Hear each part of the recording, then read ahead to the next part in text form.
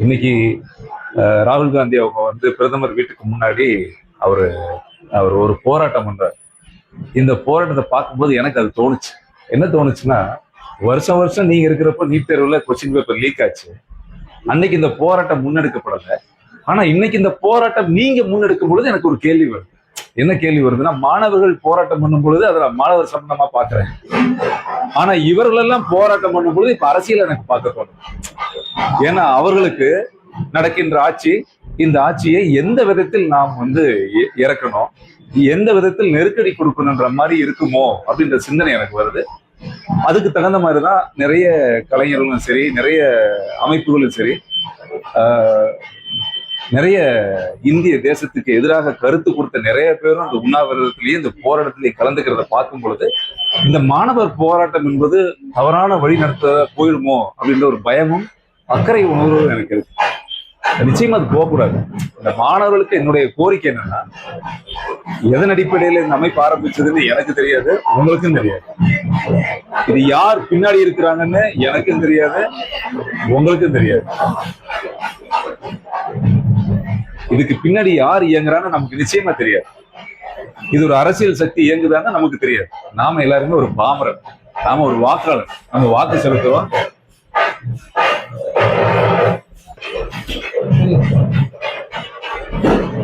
ஒரு வாக்காளர், நமக்கு இதுக்கு பின்னாடி யார் இருக்காங்கன்னு நமக்கு தெரியாது, என்ன அரசியல் சக்திகள் இருக்குன்னு தெரியாது. இப்போ ஏற்கனவே நம்ம பல போராட்டங்கள் பங்களாதேஷ், வேற வேற நாடுகள்ல இந்த மாணவர் போராட்டங்களை நம்ம பார்த்துருக்கோம். அது வன்முறை ஆயிடக்கூடாது. எனக்கு இப்பவே கஷ்டமா இருக்கு. ஒரு கட்டுக்கடங்காத கூட்டம் இடத்துல வன்முறை செய்யும் பொழுது அதை தடுப்பது காவல், மிலிட்டரி, இவங்களுடைய பணி. அதை தடுத்துதான் ஆகணும். தடுக்கும் பொழுது சிராய்ப்புகளோ, ஒரு கூட்டத்துல அலைமோதுறதோ, தடுக்கும் பொழுதோ இழப்புகள் ஏதாவது காவல் வகையிலும் ஏற்படும். காவல்துறையிலையும் நான் பாக்குறேன், இரு பக்கமும் விபத்துகள் நடக்கும். அது ரொம்ப கஷ்டமா இருக்கு பார்க்கும் பொழுது.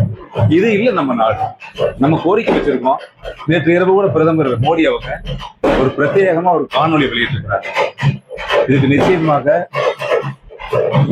நான் நிச்சயமா சீரியஸான விஷயமா எடுத்து அடுத்த வரக்கூடிய தேர்தல்கள்ல இதை போன்ற முறைகள் நடக்காதவங்க நான் பார்ப்பேன்னு ப்ராமிஸ் பண்ணியிருக்காங்க.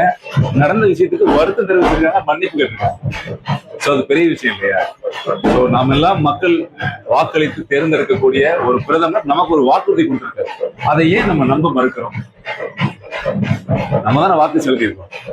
அப்படிப்பட்ட பிரதமர் வாக்கு செலுத்தி நமக்கு ஒரு வாக்குறுதி கொடுத்திருக்கும் பொழுது நாம் ஏன் அதுக்கு முக்கியத்துவம் கொடுக்க மாட்டேங்கிறோம்?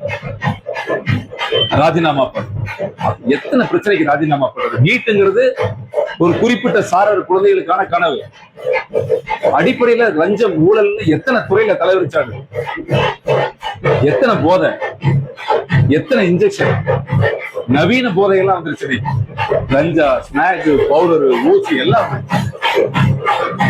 சோ எதற்காக இந்த போராட்டம்? அந்த போராட்டம் அதுக்காக எல்லாம் இல்ல. இப்ப இதுக்காக வந்த போராட்டம் இப்பொழுது ஆட்சி மாற்றத்துக்கு போயிருக்கு. அதை நான் பாக்குறேன், எனக்கு தெரியாது. நான் திரும்ப சொல்றேன், நான் காணொலியில பார்த்ததை தான் சொல்றேன். 37 ஆர்டிகல் கொண்டு வாங்க, ஆட்சியை கலைஞங்கிறாங்க. மேடையில மத பிரிவினை ஏற்படுத்தக்கூடிய வகையில், நல்லா கேட்கணும், இந்தியா நிறைய மதங்களை அடக்கிய நாடு, ஒரு புண்ணிய பூமி.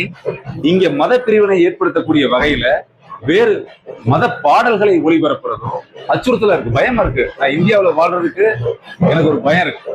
இது என்ன நடக்குது, இது என்ன நடக்க போகுது, இது எங்க கொண்டு போய் விட போகுது அப்படிங்கிறது எனக்கு ஒரு பயம் இருக்கு.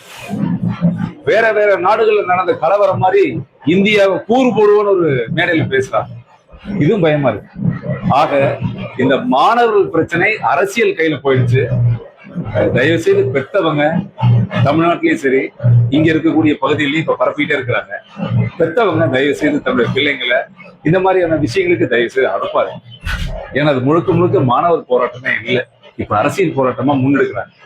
சோ இது ஒரு இந்தியாவை சுக்குநூறா உடைக்கிறதுக்கான ஒரு வழியா நான் பார்த்தேன். அது என்னுடைய உணர்வுக்கு எனக்கு தோணும், ஒரு பாமரனாக எனக்கு தோணுது. இந்தியா வலிமைமிக்க தேசம், ஒரு ஆன்மீக பூமி, கலாச்சாரம் நிறைந்த பூமி. இன்னைக்கு பொருளாதாரத்துல 5வது இடத்துக்கு முன்னேற துடிக்குது, நல்லபடியா வந்திருக்கு. இந்த மாதிரி இந்தியாவை சீர்குலைக்கிறதுக்கு நிறைய சக்திகள் இயங்குறதாக நான் நினைக்கிறேன். இதுக்கு பொதுமக்கள் யாருமே இதுக்கு துணை போகக்கூடாது. தயவு செய்து விழிப்புணர்வோடு இருக்கணும். படிக்கின்ற மாணவர்கள் உங்களுடைய கோரிக்கைகளை, நம் கோரிக்கைகளை உரத்த கேட்கணும். கேட்கலன்னா ஆட்சி மாற்றம் பண்றதுக்கு நம்ம கையில் அதிகாரம் இருக்கு. பிடிக்கலையா வாக்க மாத்தி செலுத்துறதுக்கு அதிகாரம் இருக்கு. ஆனா வன்முறை செய்வதற்கு யாருக்கு அதிகாரம்? அந்த இடத்துக்கு நாம போக வேணாம்ன்றது எனக்கு வேண்டும்.